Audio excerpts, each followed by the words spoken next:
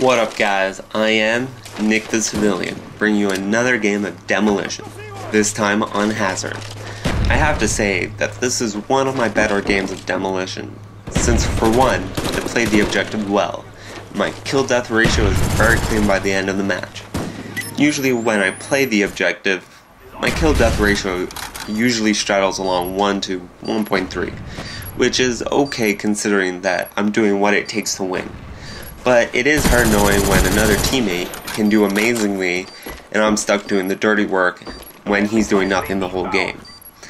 As you probably know from the last commentary, that Gord, the other person who should be doing commentaries but instead is currently traveling the East Coast and are attending the Call of Duty XP event coming in under 7 days. We are arriving in LA a day early to ensure that we make it there on time, because you never know with flights.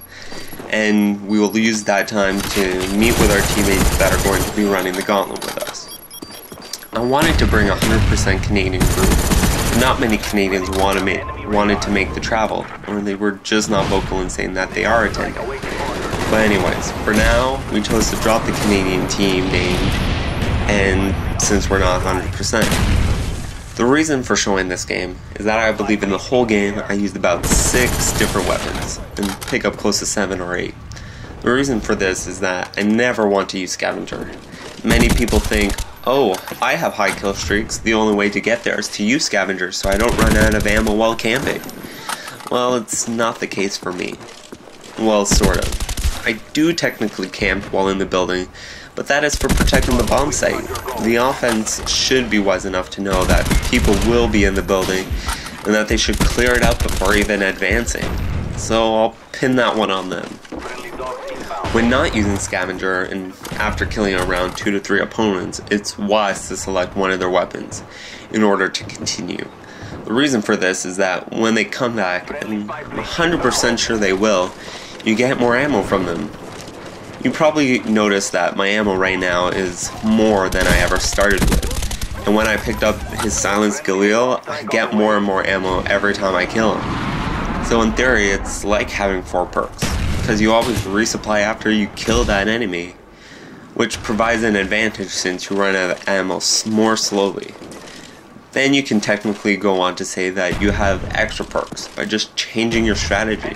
Instead of running, just crouch everywhere you go and you pretty much are silent. But I'll stop there, because really, who would just crouch walk the whole game? It's probably that person who doesn't really care about winning. By far, the best part of the game is during the second part. Now, when I say the second part, it does not necessarily mean the second round of the game. I break up the parts on the way I play.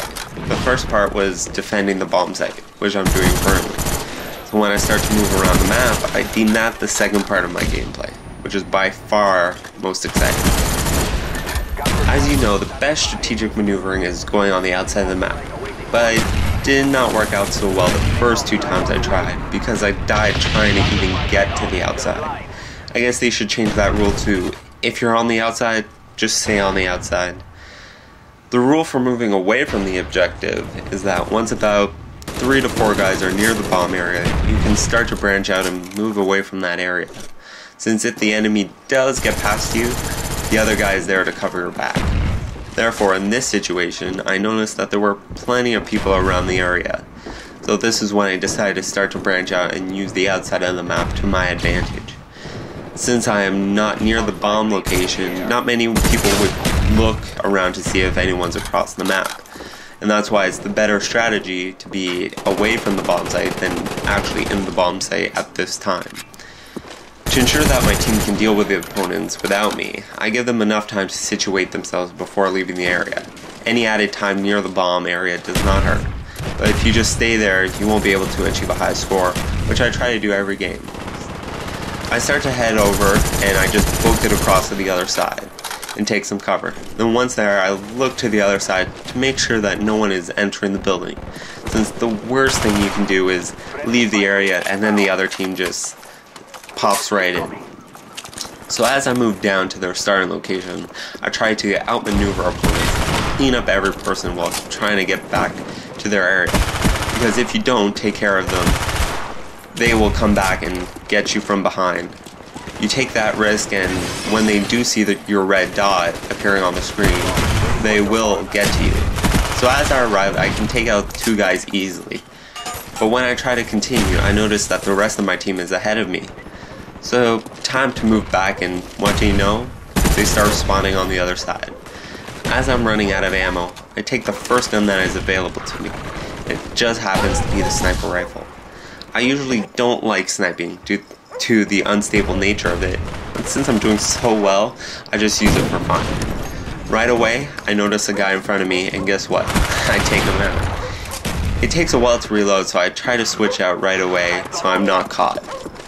As time winds down, it's probably the worst thing to be away from the bomb site without watching it, so I head on back. But while doing that, I take this opportunity to try to snipe, taking aim and getting the first guy that's going to be in the front. I don't know why the guy didn't have a scope on it, but hey, you use what you can. So the worst thing happens, they plant the bomb. So what else to do than getting there and trying to defuse? As you move towards the bomb, you always want to make sure that no one's entering when you're trying to get there. Because when you take someone out, they respawn all the way back at their location, and it takes time to get back. Now, I'm attempting to defuse, and when I did rewatch this, I hated my team. 2 of them plan to just ditch the bomb because someone's defusing, which causes me to die. I'm not mad about dying. It was bound to happen because of that. But seriously, to anyone watching, just play the objective. Anytime you die, it's wise to just take the shortest route back, because any wasted time can cause you to lose the match. Eventually I get back and defend the bomb properly while someone else defuses at the proper time. As time winds down, I know we are going to win this round, so I try to get some more kills, and that is how you win the round. Now, for the second part, or the second half of the game, I'm just going to spoil it. It's by far the shortest round of demolition that I have had. We are able to plant the bomb, both locations, and defend it quite simply. But I wanted to get back to the Call of Duty XP event. We're going to cover the event from our channel as best as we can. We'll be shooting all the events that we can to show what there was to do there. Hopefully we do some good and get entered into the tournament. But if not, we are still going to have a great time and hopefully get some awesome footage. The main thing that I am hoping to show is the armory. But they did say that not all areas are allowed to be filmed.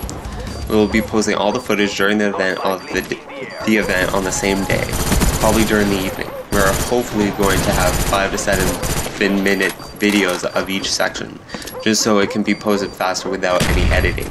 So you can say that it'll be an uncut version. But when we do get back home, I'm hoping to condense each day to highlight what was at the event and have that video for you. Anyways, like, comment, and subscribe. Hope you enjoyed the video. Peace.